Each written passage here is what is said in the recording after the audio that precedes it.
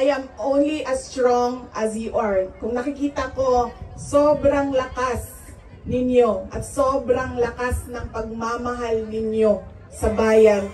Ganyan din ang nararamdaman ko.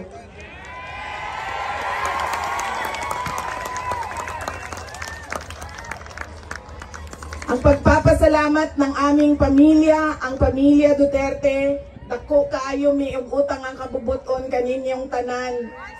Sa higayon nga gihatag ninyo kanamo nga makaserbisyo sa atoang nasod. Napakalaki ng utang na loob namin sa inyong lahat sa pagkakataon na ibinibigay ninyo sa amin na makapaglingkod sa bayan. Maraming salamat po sa inyo, mga kababayan namin.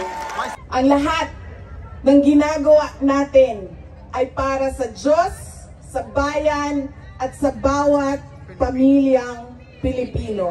Syukran.